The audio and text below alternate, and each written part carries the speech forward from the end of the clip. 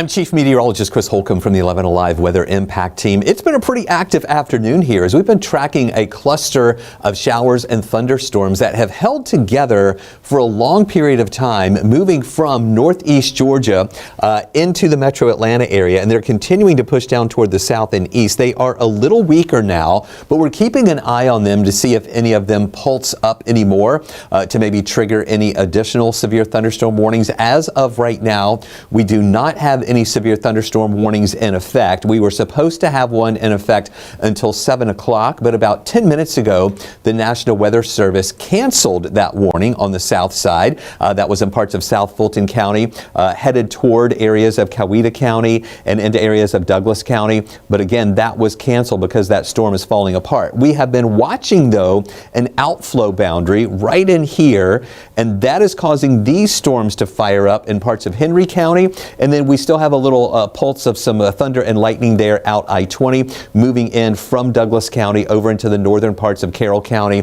The National Weather Service giving a special weather statement on this, showing that we have winds of maybe around 40 miles an hour, small hail possible with this, but so far that is not classified as a severe storm. And then we'll watch this one down near McDonough along 75 south there in Henry County to see if that storm is actually going to grow and get stronger, and whether or not they could issue a warning on that one. But right now we're just kind of keeping an eye on that. These storms were impressive as they pushed through the Atlanta area with very heavy rain, thunder and lightning. We had some hail. Some of those cores of hail were showing hail sizes close to 2 inches in diameter. So impressive stuff that we were seeing there. This is falling apart right now along 29 there near Palmetto in South Fulton County. This is right along 85 and just to the north of 85, north of Tyrone there in parts of Fayette County. Here's that one cell that I was talking about out I-20 west over toward Villa Rica, where we have some of that heavier rain, really between Villa Rica and Fairplay. This part is where we have that heaviest rain and the more of that concentration of lightning with that. In fact, I'll show you a lightning count with that part of the storm right here. And you can see that in that red box, we've got about 30 lightning strikes in a 15-minute period. Now, and this is, again, zoomed into a small area. Excuse me. So that is pretty impressive amount of lightning just in that small area there between Villa Rica and also over toward Fairplay. And that is part of that entire complex of storms that moved in over the northern metro area, pushing through the city of Atlanta. And then as it moved down south of Atlanta, it just couldn't hold together anymore and it started falling apart. That's why they canceled that one warning here in parts of South Fulton. And then we're watching this one, though, just to see if that's going to ramp up any more. And then I also want to take you down to this one in McDonough. And you can see again that outflow boundary that was developing there from some of those collapsing storms to the north caused these storms to fire up here. Those are going to push down into Spalding County and also into parts of Pike and Lamar County. And we'll see again if those are going to hold together there pretty well there with that thunder and lightning rings. I'm just hearing the music now in my ear that just came on there too. So again, there's that cluster that we're watching there near McDonough and Locust Grove with that heavier rain. It went away, so we're good now. In those areas there south of Henry County. And really just look how that really just developed here. There was nothing moving in, no line of storms or anything pushing into that direction. It just really just developed and kind of flared up. So that's right along 675 and 75 there toward Locust Grove. Again, right there near the McDonough area. And Hampton is right over here. That's where we have the Speedway. I'm going to show you a camera from that coming up here in just a second. But there again, you can see the number of lightning strikes with that storm over on the west side. We've got about 28 lightning strikes again there in the past 15 minutes. And so everything's weakening as it moves away. Still some lighter showers north of I-20 in parts of Paulding County, moving into Polk County, even reaching up into areas of Bartow County. But nothing is strong with those. We don't even really see any lightning there far to the north of that.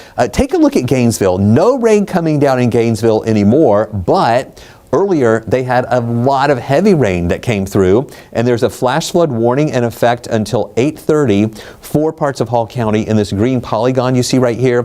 I want to show you some of the rain amounts that we had up there.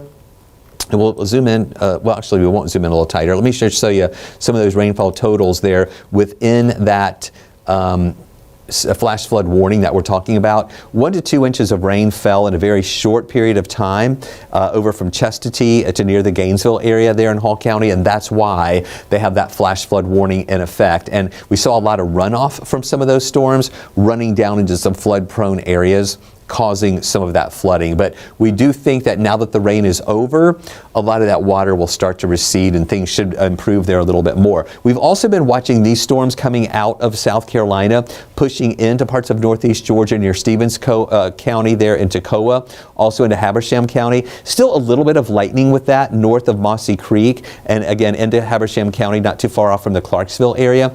But those are, even though we still have some lightning there, we'll keep an eye on those to see if those are going to grow anymore, but we're not seeing any indications of that. And also here, Fannin County, Union County around Ivy Log, we have some thunder and lightning there, but nothing really major with that too. So all in all, things are beginning to improve. And what's happening is, as these storms have moved in, we have rain-cooled air, which is actually stabilizing our atmosphere somewhat. So that's why we're not overly concerned about additional storms that are going to be developing out there tonight. We'll just get these pushing down to the south. We'll keep an eye on these on the south side to see if any more are going to fire up there in parts of Henry County, again, because of that outflow boundary. But north of that, things should be okay. And then nothing else is really pushing into our direction tonight. So things should be calming down for the rest of the evening hours out there tonight. This is a view from yesterday, actually. Stanley Leary took that of one of those storms that was developing up in the Roswell area. Here is a live look at Hartsfield-Jackson. I'll put this up full screen so you can see what we're watching there, where those storms are weakening somewhat. Now, we had a ground stop that was issued at Hartsfield-Jackson. Let me fix this camera here. That was issued at Hartsfield-Jackson, and that also caused some, of course, the flights to be delayed there. We're beginning to see some of those planes moving around on the runways and taxiways. Now, a lot of times with the ground stop, it will be flights incoming to Atlanta that will be stopped at where they're departing, so they'll have to wait a little while.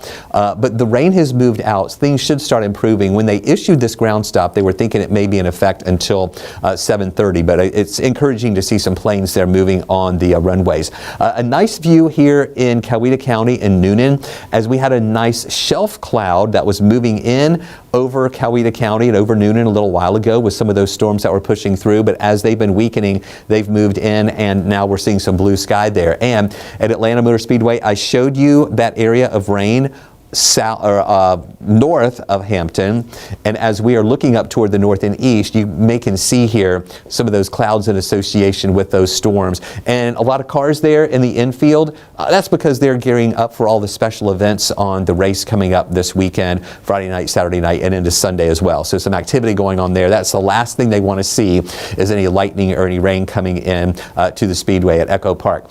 Here's a look. I mentioned that flash flood warning in effect up in Hall County and the Gainesville area. This is in an area at MLK Jr. Boulevard where it's a low-lying area that collected a lot of that water. Some of the pictures that we've seen from this area where the water was almost up to the hood of one of the cars, and again, hopefully we're seeing that receding. Here is another picture. This is from Cindy in Roswell, where you can see the hail. This was generally pea to marble-sized hail that was piling up there next to the wall and these plants there on that sidewalk. So that was impressive amounts of hail that came in for this afternoon. Now, it got hot today. Temperatures were in the lower 90s.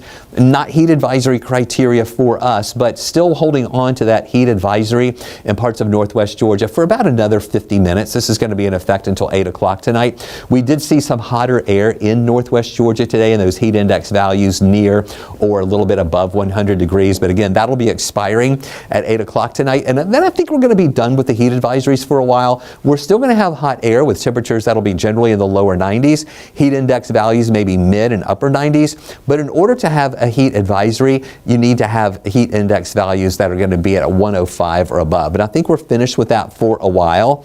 We're not finished with that for the whole summer, but we're just seeing our temperatures trending back down into the lower 90s, and those heat index values should come down a little bit too. Now, we're holding on for this level 2 of 5 risk from the Storm Prediction Center. I really think they're going to be updating this soon and take away that level 2 risk. As I mentioned, we have some rain-cooled air and more stable air over parts of North Georgia, so we don't think we'll see any additional strong storms developing out there for tonight. Tomorrow, the green color over us is indicating that level 1 to 5 risk. Again, with heating in the afternoon, moisture, plenty of humidity around. We'll see a few of those scattered showers and storms that'll be bubbling up out there, but nothing really widespread. It's just going to be the ones that develop could be strong as they form. Here's a look at that high today. We made it up to 92 degrees this afternoon. Our low was at 72. You know, my wife and I went out this morning to have coffee on the back porch. At first she didn't want to go out there, but I was like, honey, really, it feels okay. The dew points were a little bit lower. It just wasn't as muggy. There was a little bit of a breeze too, so it actually felt okay, still mild, but just not as oppressively humid as it has been. And then we got up to 92.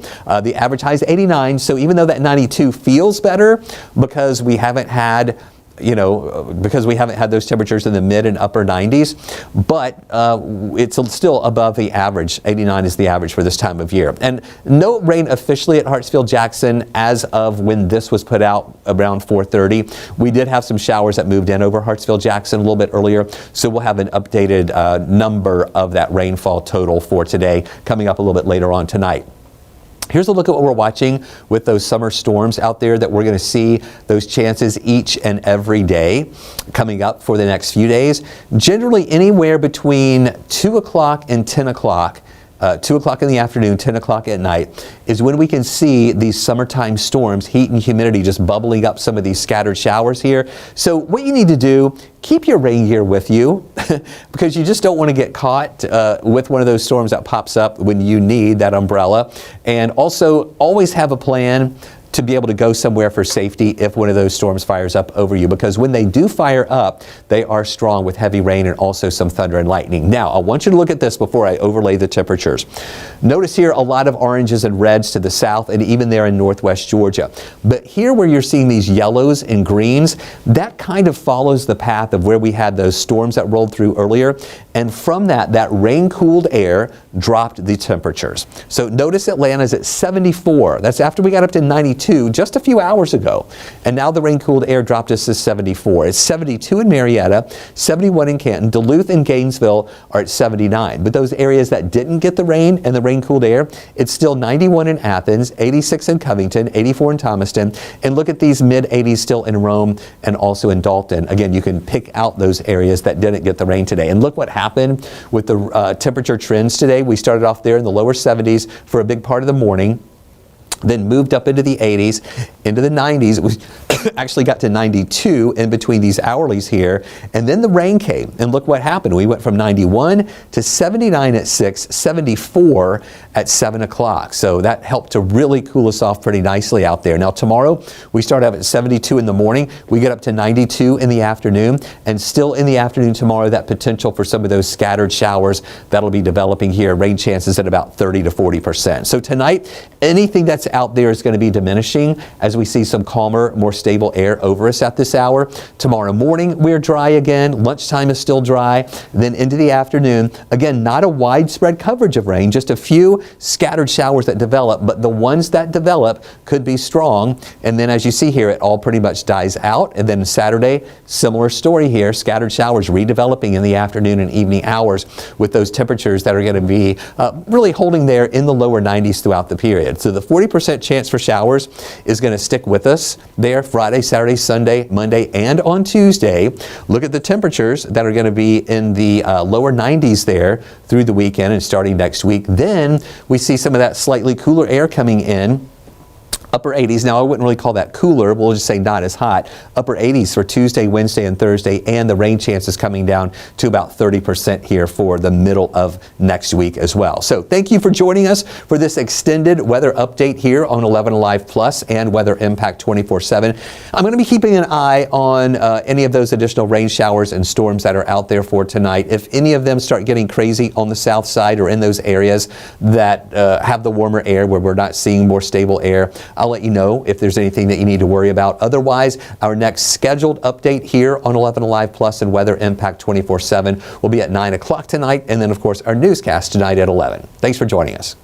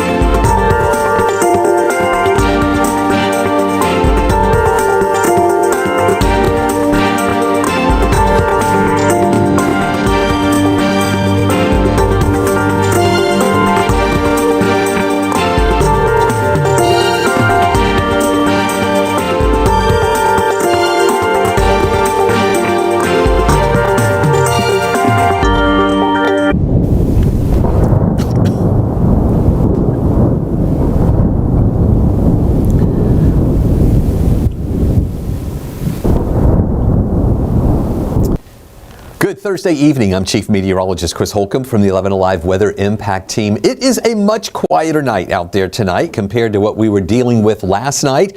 And if you were with us last night, we were doing streams at the top of each hour, extended streams at 7, 8, 9, 10 o'clock. We did our 11 o'clock newscast, and then after that, we streamed for a long time here during those overnight hours. And it was during the overnight hours when we had a tornado warning in parts of Upson County and southern parts of Pike County. And it was a quick tornado warning. It was supposed to be in effect for about 30 minutes or so, but it was only in effect for about 10 minutes before the National Weather Service canceled it. But it was a confirmed EF1 tornado with maximum winds of about 95 miles an hour. Now, the National Weather Service did the survey today. They were able to confirm it and give us just this preliminary information about it being an EF1, again, with those winds of 95 miles an hour. We don't have the path length yet and all of the specifics. They're still compiling all that information together, and they will release the official survey tomorrow on Friday. And then we'll know more about the path and the length of it and some of the impacts there. Of course, we had a story on this earlier today with the trees that were down in some spots and the folks who were impacted by that storm. But it was mainly, as I was tracking this live on air last night, it was mainly in this area near Atwater. This was north of Thomaston in the northern parts of Upson County. And then southern parts of Pike County were in the warning, but the main circulation that we were watching here was near Atwater and on the Upson County side of the county line there, near Day Road and Rose Hill Road, really in this area here. Just north of Hannah's Mill is where we were watching that. So again, we were on with you last night during those late night, early morning hours here. This was around really between 1:15 and 1:30 in the morning when we had that warning, and we went on the air with you last night as we were tracking these storms for you. And again, as I mentioned, today it is much quieter out there. We did have some storms earlier that did prompt some severe thunderstorm warnings, and we've had some reports of damage. We're getting sporadic reports of damage around in some spots here. In fact, let me put on the local storm reports here, and this will show you some of the areas where we had reported damage. Now, this includes the past 24 hours, so this includes some damage from late last night too, but we had some numerous hail reports here around the metro area, trees down and some hail in parts of northeast Georgia, and then mainly this is from the reports of some storms from last night. And here you see the confirmed tornado. In fact, I'll zoom in just a little bit tighter to that. That was early this morning here. Let me get it a little bit tighter. And it's in this area right here, as I mentioned, near Atwater and near those areas of north of Hannah's Mill, where we see that report there. And the Weather Service in this is calling it a likely tornado, but they did in fact confirm an EF1 tornado noted along Atwater Road between Willingham Springs Road and Weems Road. And it corresponds with the TDS, which is a tornadic debris signature that was on radar. That's what prompted this, the tornado warning last night, and we have evidence of numerous trees that are down and snapped in that area. And we've got some pictures online of that as well in our story at 11alive.com. So it is confirmed EF1 with winds of around 95 miles an hour. That's the storm we were tracking for you last night. Now here's a look today at those storms that came in from the north and east. And you know, these were severe, a line, or not really a line, a cluster of storms that had heavy rain, thunder, and lightning. And we had numerous reports of some large hail, between 1 and 2 inch diameter hail in some of those storms. And they held together pretty well from northeast Georgia, pretty much pushing down just along and north of I-85, and then coming through the west side of Atlanta, moving down in South Fulton County, and then pushing down in this direction, and then falling apart. It finally lost some of its strength here.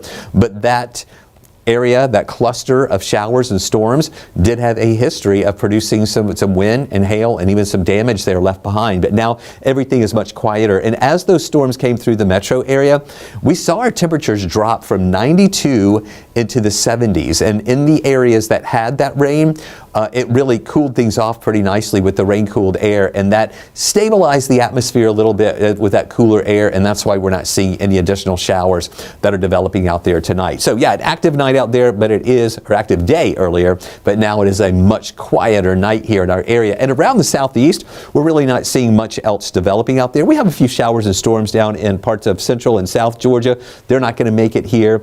Other showers and storms up in Tennessee and North Alabama, those are pushing over toward the west. And so we're going to have a quiet night tonight and a pretty quiet morning here tomorrow morning as well. Here's a live look at Hartsfield-Jackson. If you were with us earlier tonight at 6 o'clock, we were talking about the ground stop that was in effect due to some showers and storms that were nearby. But things are much better now. The ground stop is no longer in effect. We don't have any reports of delays at Hartsfield-Jackson. You can see visibility is looking good. We do have a few clouds around there. Runways and taxiways are dry. And this is a busy time of year. A lot of people are leaving for, July 4th is next Friday, but a lot of folks are taking the whole week off, and even some adding a couple of days on this week. So this is a really busy time at Hartsfield-Jackson as a lot of folks are trying to get out of town for that 4th of July holiday week. And here's that view from Arizona Avenue where we see some sun. The sun has set a little while ago at 8:52, but there's still some light there on the horizon, kind of mixing in with some of those clouds. It's a really pretty night out there. Now, it is not pretty in Gainesville. At least we're thinking that the floodwaters have receded now, but earlier there was so much rain in Gainesville, they had to issue a flash flood warning because of stuff like this, where there was so much rain coming down and a lot of that water collected in some low-lying and flood-prone areas. This was an area near MLK Jr. Boulevard where we saw some of the water there, kind of stranding some cars that were parked. And this is a view in Roswell. This is from Cindy from our 11 Alive Weather Impact Team. And look at this hail that piled up there on the sidewalk here around that planter. This was generally pea-sized to marble-sized hail, but really a lot of it, enough of it to pile up and almost look like snow or sleet all on the ground. But these are ice pellets formed from intense thunderstorms that came down just a little bit earlier. Now, we're seeing some improvements in the severe weather threat. Earlier, we were showing a level 2 threat over much of our area, surrounded by a level 1. But now that everything has calmed down, we don't even see the level 1 risk anymore. This is just that lighter green color indicating just general showers and thunder showers, but we're not even seeing any general showers and thunder showers. There could still be maybe a couple of isolated ones around. And then during the day on Friday, we are showing a level 1 risk over North Georgia and Metro Atlanta. We don't expect anything widespread as far as, thunderstorms or severe weather, but the ones that develop could turn strong. And the main threats would be, again, like the ones we had today, pockets of heavy rain. We could see some hail with some of those storms and some damaging winds with them too. The tornado risk is really on the low end. In fact, this Upson County tornado that happened overnight, we don't get a lot of overnight tornadoes in June, but also just the way that it formed here, these were pulse thunderstorms that developed due to all the heat and humidity. And we normally don't see rotation developing with those, but this was from an outflow boundary that was developing and kind of intersecting with additional winds with that storm that caused just some of that rotation as that system moved on through. Take a look at our high today. We made it up to 92 degrees here this afternoon. Our low this morning was 72. And those temperatures trending a little bit above the average. That low of 72 is 2 degrees above average. The high of 92, 3 degrees above average. We should be at about 89. Now, we just got an update here. We're still showing no rain at Hartsfield-Jackson, although earlier on our tower cam, we were seeing a little bit of rain that was coming in down there, but nothing officially to measure. So our rainfall deficit still a little bit over 1/3 of an inch above where we should be in rainfall for the year. Even though we've seen some areas picking up a lot of rain, we haven't gotten much at Hartsfield-Jackson. So some of you are like, wait, we don't need any more rain, but it would be nice to get some in the official rain bucket to kind of help those numbers come up a little bit more. And we do have a chance over the next few days of still seeing some additional showers and thunderstorms developing. And it's just that typical summertime variety of afternoon pop-up showers and storms. So as we finish up the week and go through the weekend and start next week, just be aware pretty much every day between 2 and 10 o'clock, there will be a few scattered showers and thunderstorms around. It's going to be one of those things where you might not see anything at your house, but you call a friend just down the road or the next neighborhood over, and they could be seeing a downpour. It's just that scattered nature of the showers and storms. So keep the rain gear with you. Be prepared for rain at any time. Also, be prepared to, take cover if you've got outdoor events. It's not anything I would cancel, but just being aware of the conditions, keeping an eye on radar. Download the 11 Alive app so you can look at our radar there and see if any storms are developing or coming your way, and that way you can kind of be safe from all of those. Now, as we mentioned, got up to 92 today. The rain came in, cooled us off. We're still holding in the mid 70s at this hour. Really pretty comfortable out there, although we do have some humidity around. And take a look at this over the past 12 hours. There you see those lows in the morning of 72. We got up to 92 in between these hourlies here. And then the rain came, and look what happened to those temperatures. At 6 o'clock, we were 79, 74 at 7, then back up to 78 at 8 after that rain moved out. And now we're back down to 75 as the sun is setting, and we're seeing the night slightly cooler air of the nighttime moving our way. We're going to be down to 72 in the morning, getting up to 92 in the afternoon, and again, watching those afternoon and early evening hours when we can see some of the scattered showers that'll move on through. So here's the forecast track for tonight. You can see nothing going on in our area, and it's going to be dry in the morning. Getting into lunchtime, still dry conditions here. In the afternoon, there we go, just seeing some of those scattered showers popping up, a few thunderstorms possible, and a few of those could have some heavy rain with them too. Going into Saturday morning dry, lunchtime still dry, and guess what? In the afternoon on Saturday, some additional scattered showers will develop. But as you can see, not everybody is getting hit at the same time. It's just that scattered nature of those showers and storms. And then on Sunday, we start off dry, but into the afternoon, additional scattered showers will redevelop once again, pretty much each and every day. We're talking about a 40% chance for some of those scattered showers moving in. So you'll see that in the 7-day outlook. That 40% chance for showers goes from Friday through Tuesday. And each one of those days will have a lot of dry times in between some of those scattered showers. Also, highs will be in the lower 90s throughout that period. We do see upper 80s moving in for Tuesday, Wednesday, and Thursday. Now, I know that's not cold, but at least it's not as hot, and it is closer to the average. And then rain chances coming down to about 30% on Wednesday as well as on Thursday. So thanks for joining us for this extended update here on 11 Alive. Plus, as well as Weather Impact 24/7. We'll have more for you throughout the day tomorrow as we update any of those showers and storms that could be developing later on in the afternoon. Hope you have a great night. And be sure to watch tonight at 11 o'clock for 11 Alive News.